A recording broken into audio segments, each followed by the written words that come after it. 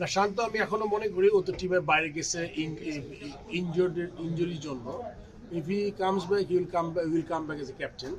And আসলে ক্যাপ্টেন্সিটা ও টেনিয়রটা কতদিন আপনারা বলেছেন যে এই ডিসেম্বর পর্যন্ত ছিল 1 বছর। সো আমরা তো আসলে মনে করেছিলাম যে ও টি20 চ্যাম্পিয়ন্স ট্রফি পর্যন্ত ক্যাপ্টেন থাকবে। বাট এরপরের ব্যাপারটা আমরা বোর্ডের কাছ থেকে, বাট এই মুহূর্তে যে ইঞ্জুরি হয়ে বাইরে গেছে ও আসবে যে ক্যাপ্টেনই আসবে। এখন আমরা ক্যাপ্টেন্সি ওর না নেওয়ার কোনো কারণ দেখছি না। টি20তে বলেছে যে নিজের থেকে ইচ্ছা পোষণ করেছে যে টি20 ক্যাপ্টেন কমফোর্টেবল, যেটা প্রথম আমাকে বলেছে। সো ওই ব্যাপারে আমরা আরেকজন ক্যাপ্টেন চিন্তা করছি যে ওই জায়গায়, যদিও টি20 এখন বেশ দূরে আছে, আরো প্রায় 6 মাস পরে মনে হয় টি20। সো ওইটা আসলে এই মুহূর্তে আমার একদম মানে এই মুহূর্তের ইস্যু না আর কি। So we can wait for that. Probably alternatives একটু সবশেষ শান্তর সঙ্গে আসলে কবে কথা হয়েছে? কারণ আমাদেরকে সে বলেছে যে তার সঙ্গে বোর্ডের কথা হয়নি। আমার সাথে ওর সাথে কথা হয়েছে সাউথ আফ্রিকা ট্যুর হোম সিরিজে ইয়েতে চিরকম। প্রবাবল অল্টারনেটিভস লিটন তো আজকে এগিয়ে আছে কিনা, কারণ লিটন তো ষষ্ঠ সিরিজ জিতে এসেছে, ভালো ক্যাপ্টেন্সি করেছে। কথা আমি সবসময় মনে করি যে ক্রিকেটিং ব্রেইন, মেধা, ক্যাপ্টেন্সি করার অ্যাবিলিটি সাথে ফর্মের কোনো সম্পর্ক নাই। মানে একটা মানুষ যদি দীর্ঘদিন ফর্মে না থাকে তাহলে একটা ব্যাপার। ফর্ম ইজ লাইক একটা ব্যাটসম্যানের আউট অফ ফর্ম হবে, এটা খুব নর্মাল একটা প্রক্রিয়া। আপনি যদি দেখেন বিরাট কোহলিও রান করতে পারছে না, প্লাস অনেক রোহিত শর্মা যেরকম প্লেয়ার রান করতে পারছে না। সো কিন্তু আপনার লিটনের বেস্ট পার্টটা ছিল এই ট্যুরে, যেটা চিন্তা করেছিলাম আমি বা আমার বোর্ডের ওদের সাথে কথা বলেছিলাম। আমি মনে করেছিলাম যে অনেক সময় প্লেয়ারকে দুইভাবে হেল্প করা যায়। যদি ওরা ক্যাপ্টেন্সি দিয়ে অ্যাডিশনাল, যেহেতু রান করছিল না ওয়ানডেতে, ক্যাপ্টেন্সি দিলে অ্যাডিশনাল ইয়েতে একটা রান ফর্মে ফিরে আসতে পারে। বাট ফর্মে ফিরে না আসলেও অ্যাজ এ ক্যাপ্টেন সে খুব ভালো ক্যাপ্টেন্সি করেছে। এটা একটা বিরাট গুণ একটা ক্যাপ্টেনের। তার যদি ব্যক্তিগত পারফরমেন্স যখন তার ক্যাপ্টেন্সিতে এফেক্ট না করে, এটা কিন্তু একটা ক্যাপ্টেনের বিরাট গুণ। সো আমি আশা করি ও ফর্মে ফিরবে খুব শীঘ্রই। তারপর আমরা যখন টি20 ক্যাপ্টেনের ব্যাপারে আলোচনা হবে তখন সে নিশ্চয়ই এগিয়ে থাকবে এজ এ ক্যাপ্টেন।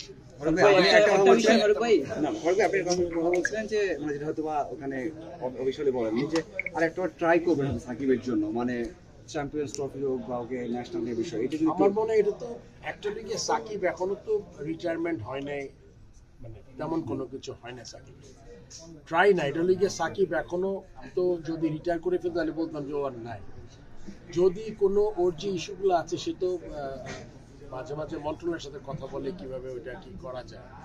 আর ওর যে জিনিসগুলোতে আমার হেল্প করার কোনো ব্যাপার নেই, এটা আমি আগেও বলেছি এখনো বলছি।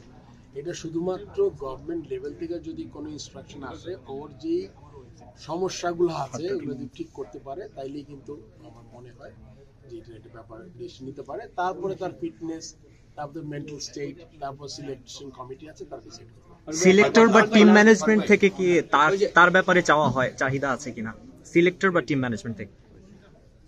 চাহিদা থাকলেও তো কিছু করতে পারবে না, বিকজ এটা তো একটা ন্যাশনাল ইস্যু। সেটা সিলেক্টররা চাইলে করা যাবে না। দর্শক বা টিকিটের কথাটা যেটা বলছিলেন, আসলে আমরা হয়তো যারা টেলিভিশনে তারা পাইনি, বাইরে অনেক কথা হচ্ছে কিন্তু ভিতরে দর্শকরা আসলে কিন্তু খুব সুষ্ঠুভাবে অনেক বেশি হারে দর্শকরা দেখতে পাচ্ছেন। ওই ব্যাপারটা একটু বলবেন, এবং কালোবাজারি রোধে আসলে কি করা? কালোবাজারি আসলে এটা একটা, আপনি যদি 4টা টিকিট কিনে আপনি কোথাও বিক্রি করেন, এটা খুব ডিফিকাল্ট। বোর্ডের কোনো চক্র যদি কালোবাজারি করে, এটা একটা বিরাট ইস্যু। আমার মনে হয় এটা আমরা এবার রোধ করতে পেরেছি। এবং অতিরিক্ত মানুষ ঢুকারও টিকিট ছাড়া যেই সিস্টেমটা ডেভেলপ করা হয়েছে বোর্ডের জন্য একটা কোম্পানিকে দিয়ে, সেই সিস্টেমটা প্রায় আপনি যে টপ লেভেলের যেই দেশগুলোতে আপনার টিকিট হয় ওইরকম। প্রত্যেকটা টিকিটে কিউআর কোড 2টা প্লাস একটা ভিডিএস সিস্টেম বলে ওইটা আছে। এটাতে কেউ 2বার নকলও করতে পারবে না, হ্যাক করতে পারবে না, 2বার ঢুকতে পারবে। সো সেই দিক থেকে বিবেচনা করলে আমার মনে হয় এই সিস্টেমটা ভালো টিকে যাবে। এবং আপনি প্রচুর মানুষ অনলাইনে ঢুকে, প্রচুর মানুষ অনলাইন থেকে টিকিট কাটছে। আপনি অনলাইন টিকিট প্রত্যেকটা ম্যাচে মোটামুটি 35%-এর মধ্যে 90%, 35% মানে দেওয়া হয়েছে যেটা অনলাইন, ওইটার প্রায় সিংহভাগই বিক্রি হয়ে গেছে। তো সেদিকে বিবেচনা করলে আমার মনে হয় মানুষ আস্তে আস্তে অনলাইনে ঢুকছে। কেন আপনি ধরেন আপনি বিদেশে আছেন, আপনি বললেন যে বিপিএল ওই ম্যাচটা দেখবো, যদি আমরা এরপরে আরো 5 দিন 7 দিন আগে ছেড়ে দিতে পারি। এখন তো 2 দিন করে করছি আমরা, কিন্তু আমাদের অনলাইন টিকিটটা আপ করতে হয়, তার সাথে আমার প্রিন্ট করতে হয় যে 40% আমরা পেপার টিকিট আছে।